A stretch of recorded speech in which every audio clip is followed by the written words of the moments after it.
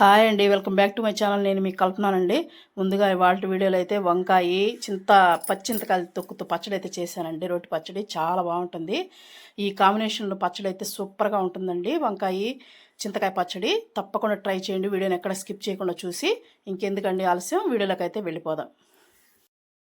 చూడండి, మనం వంకాయ చింతకు పచ్చడి చేస్తున్నానండి. టమాటా వేసి చాలా బాగుంటుంది. దానికోసం లేత వంకాయలు అయితే తీసుకున్నానండి. చాలా బాగా లేతగా ఉన్నాయి, చూసారా? ఒక 4 వంకాయలు అయితే తీసుకున్నాను. ఇవి కట్ చేసేసుకున్నాం. వంకాయలు కట్ చేసుకునేటప్పుడు శుభ్రంగా కడిగి తీసేసి మళ్ళీ వాటర్ పట్టుకొని సాల్ట్ వేసుకోండి. ఎందుకంటే మనకు కళ్ళు పట్టుకొని ఉంటుంది. ఇలాగా సన్నగా కోసేసుకోండి. చూడండి, మొత్తం కట్ చేసి పెట్టేసుకున్నానండి నేను ఇలా చిన్న ముక్కలుగా. ఇప్పుడు మనం స్టవ్ మీద ప్యాన్ పెట్టేసుకొని ఆయిల్ వేసేసుకుందాం. 1 స్పూను, 2 స్పూన్లు వేసేసుకొని, చిన్న స్పూన్ అండి ఇది, వేసేసుకొని మనం వంకాయలు అనేది ఫ్రై చేసుకుందాం. ఆయిల్ హీట్ అయిన తర్వాత వంకాయ ముక్కలు వేసేసుకుందామండి. వంకాయ ముక్కలు వేసేసుకొని మనం వంకాయలు మెత్తబడే వరకు కుక్ చేసుకోవాలి. బాగా మెత్తబడాలండి మనకి వంకాయ. కలుపుకుంటూ కొంచెం సాల్ట్ కూడా వేసేసుకుందాం. ఇప్పుడే కొద్దిగా సాల్ట్ వేస్తున్నాం వంకాయల మధ్యాహ్నానికి. కొంచెం పసుపు కూడా వేద్దామండి. కొంచెం పసుపు కూడా వేసేసి మనం వంకాయలు మెత్తబడే వరకు మగ్గబెట్టేసుకుందాం. చూడండి, వంకాయలు బాగా మగ్గిపోయాయండి. ఇప్పుడు మనం తీసేసి ఒక ప్లేట్లో పెట్టేసుకుందాం.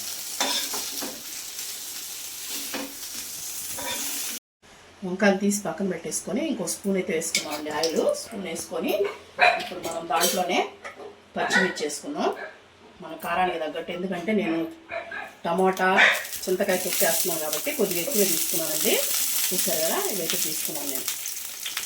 ఒక 7 కాయలు ఉంటాయండి. ఇలా పించేసేసుకోవాలి. వేసేసుకొని కొంచెం కరివేపాకు కూడా వేసుకున్నామండి. కరివేపాకు, తెల్లగడ్డలకు 4 తీసుకున్నాను నేను. కొంచెం జీలకర్ర కూడా వేసేసుకున్నాం. అన్నీ కలిపేసి ఒక 1/2 స్పూన్ జీలకర్ర వేసేసి బాగా మగ్గబెట్టుకుందాం. పచ్చిమిర్చి బాగా వేగాలండి. వేసుకుందాం.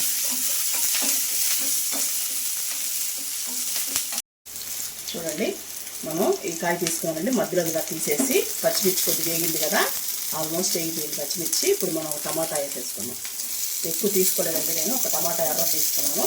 తీసుకొని ఇది కట్ చేసి వేసేసుకున్నాం. టమాటా కూడా బాగా మగ్గబెట్టాక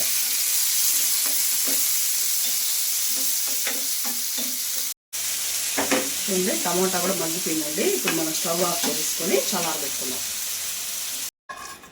చూడండి, ఇవన్నీ మనం రోట్లో వేసేసుకున్నాం అండి. పచ్చిమిర్చి, టమాటా ఇవన్నీ వేసుకొని ఇప్పుడు దాంట్లో తగినంత ఉప్పు వేసుకున్నామండి. మనం కళ్ళు ఉప్పు వేసుకుంటున్నాను నేను. తగినంత మనం టమాటాలు వేసుకున్నాం కదా, దాంట్లో వంకాయల్లో మనం తగినంత చూసుకొని వేసుకోండి.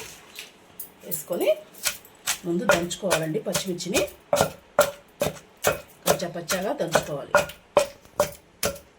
చూడండి, చింతకాయ తొక్కండి. మనం సంవత్సరం పొడుగు దంచి పెట్టుకుంటాం కదా, అదేను. మనం దీంట్లో కూడా ఉప్పు ఉంటుందండి, అందుకని చూసుకొని వేసుకోండి. సరేనండి.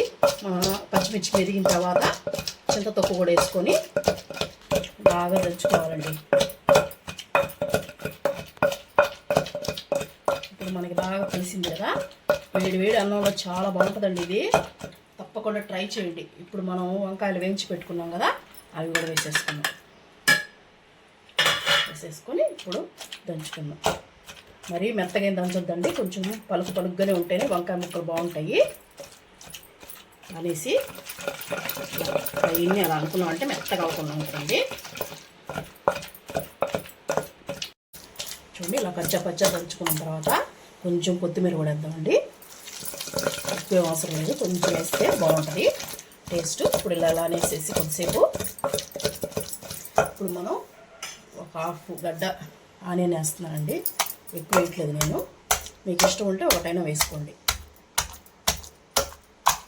అలాగా ఆనియన్ కూడా కొద్దిగా పచ్చగా దంచేసుకున్నాం.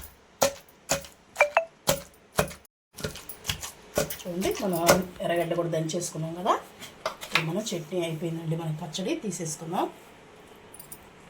తీసేసుకొని ఒక బౌల్లోకి అయితే తీసేసుకున్నాను. నేనైతే దీనికి పోపు పెట్టడం లేదండి, మీకు కావాలనుకుంటే పోపు పెట్టుకోండి.